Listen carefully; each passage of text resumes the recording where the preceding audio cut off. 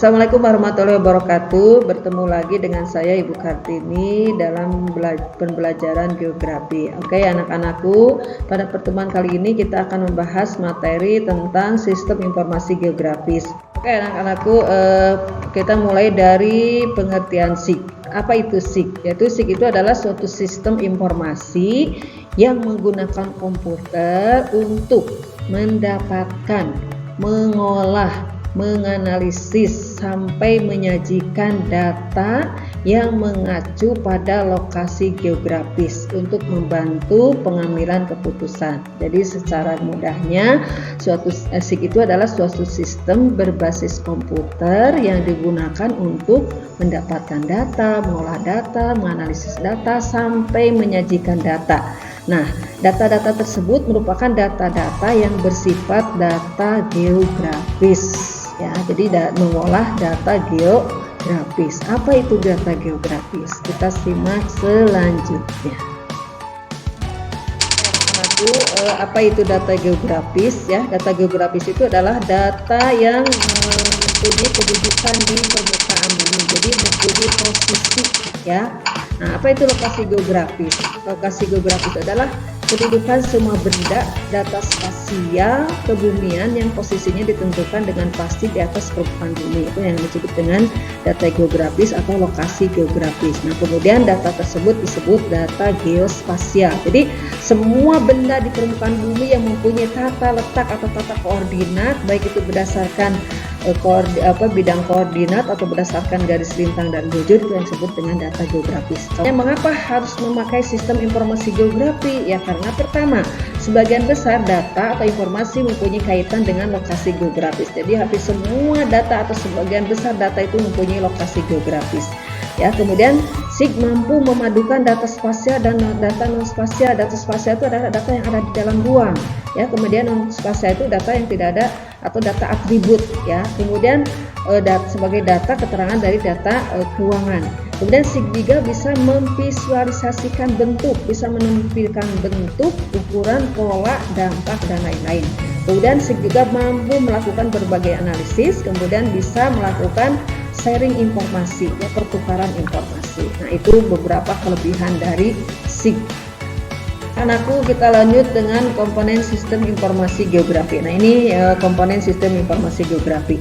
Pertama, perangkat keras, ya, atau hardware, ya, karena sistem informasi geografi itu adalah suatu sistem berbasis komputer, otomatis yang menjadi hardware-nya itu adalah komputer dengan segala perlengkapannya, ya, mulai dari CPU-nya, keyboard, kemudian layarnya, kemudian harddisknya mungkinnya untuk menyimpan data. Nah, segala perlengkapan, kemudian printer, plotter, ya, plotter itu untuk memprint peta, ya.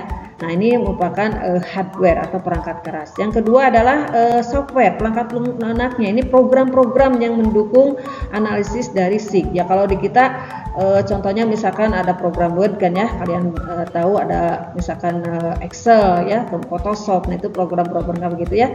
Nah, kalau di ini SIG itu ada program tentunya atau softwarenya. Kemudian ada database-nya, ya, data-data dasar atau data-data yang mau diolah dalam SIG, ya.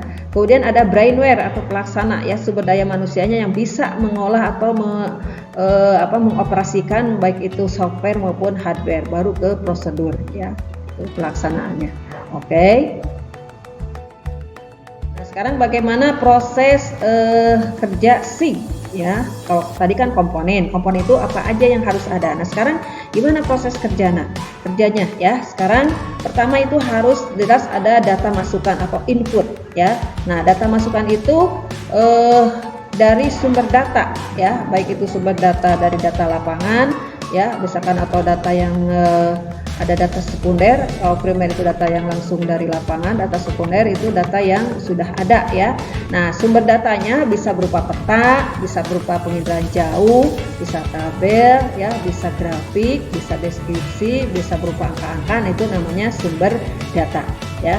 Data terestrial yang langsung didapatkan dari lapangan ataupun data sekunder yang sudah ada. Nah, kemudian dimasukkan ke data. Nah, setelah data masuk ke hardware, ya, perangkat keras dengan melalui program softwarenya. Nah, kemudian di data bisa dikelola ya, data itu bisa dikelola, diolah, dimanipulasi ya, kemudian dianalisis ya. Kemudian bisa retrieval data, maksudnya pemanggilan data dan analisis data. Data dianalisis. Nah, setelah dianalisis keluarlah output berupa penyajian informasi, baru digunakan ya. Digunakan bisa juga outputnya itu bisa berupa reward atau dunia nyata. Jadi dalam bentuk 3 dimensi.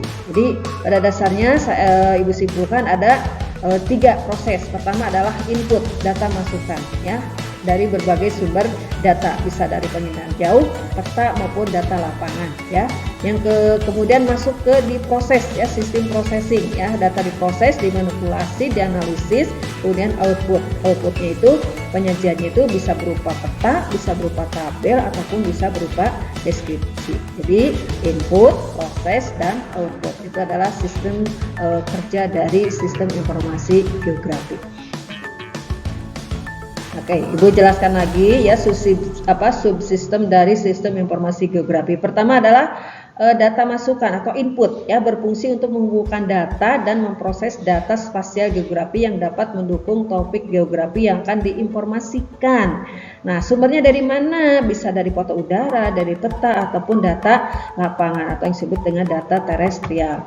Nah, kemudian data itu diolah ya, pengolahan data. Pengolahan data itu bisa disimpan, dipanggil lagi ya. Ini berfungsi untuk data spasial maupun data atribut ya ke dalam basis data atau bank data, sehingga data mudah dipanggil kembali, kemudian untuk dapat diedit, diambil dan diperbaharui. Ini pengolahan data. Kemudian manipulasi dan analisis data ya, berfungsi menentukan dan mengelompokkan informasi-informasi yang dapat dihasilkan oleh SIG. Yang selanjutnya adalah pengeluaran data atau output ya, berfungsi menampilkan atau menghasilkan sebagian atau seluruh data yang telah diolah. Ini adalah merupakan subsistem dari SIG ya. Oke. Ini adalah jenis data SIG ya. Nah, jenis data SIG itu ada data spasial, ada data tabular atau atribut. Nah, apa bedanya? Nah, data spasial itu adalah semua data yang mempunyai geometri yang berada di suatu lokasi. Jadi semua data, semua benda yang mempunyai lokasi di permukaan bumi, itu namanya data spasial. Spasial itu keruangan ya, bukan spesial ya, tapi spasial. Nah, data tabuler atau atribut adalah data deskripsi yang menjelaskan penampakan suatu objek data spasial. Jadi kalau atribut namanya kan atribut ya. Kalau kalian misalkan seragam semandai, kalian punya bed, punya lokasi, nah itu adalah atribut. Jadi kalau misalkan data spasialnya adalah pohon merupakan data spasial karena dia mempunyai koordinat di permukaan bumi. Atributnya apa? Ya, jenis pohonnya, kemudian daunnya, kemudian tinggi pohon, lebar batangnya, kemudian rantingnya namanya apa. Nah, itu merupakan data atribut ya. Jelas ya perbedaan antara. Nah, sekarang kita masuk proses analisis data SIG ya. Nah, pertama itu ada yang disebut dengan jenis klasifikasi ya. Klasifikasi itu adalah mengelompokkan data spasial menjadi data spasial yang baru dengan menggunakan kriteria tertentu. Contoh, data ketinggian ya, kemudian dikelompokkan menggunakan interval ketinggian tertentu, misalkan 0 sampai 100, 100 sampai 300 dan lain-lainnya. Tadinya ketinggian tanah, ketinggian tempat, tetapi kemudian diklasifikasikan lagi menjadi data-data yang baru atau klasifikasi yang baru ya. Kemudian overlay ya atau tumpang susun. Ini mengintegrasikan dua data spasial atau lebih sehingga menghasilkan peta gabungan yang ditumpang susunkan. Contoh misalkan tumpang susun antara beberapa jenis peta potensi, air, morfologi, jaringan jalan dan lain-lain membentuk suatu peta gabungan atau peta komposit ya. Gitu. Misalkan kalau kita ingin menganalisis di mana daerah rawan banjir ya, berarti jenis peta apa saja yang harus digabungkan ya. Misalkan topografi, jenis aliran sungai ya, kemudian daerah curah hujan, sehingga nanti ditumpang susunkan diketemukan atau didapatlah peta, oh disinilah daerah-daerah yang rawan banjir, yaitu daerah yang morfologinya landai, curah hujannya tinggi, ya, kemudian di daerah hilir sungai. Nah, seperti itu ya. Oke. Kemudian analisis yang ketiga adalah analisis networking, ya, jenis analisis yang bertitik tolak pada jaringan yang terdiri dari titik-titik dan garis-garis yang saling berhubungan, ya. Contoh untuk jaringan jalan telepon, untuk menganalisis jaringan jalan, jaringan telepon. Nah, ini menggunakan analisis networking. Kemudian yang keempat menggunakan analisis buffering, ya.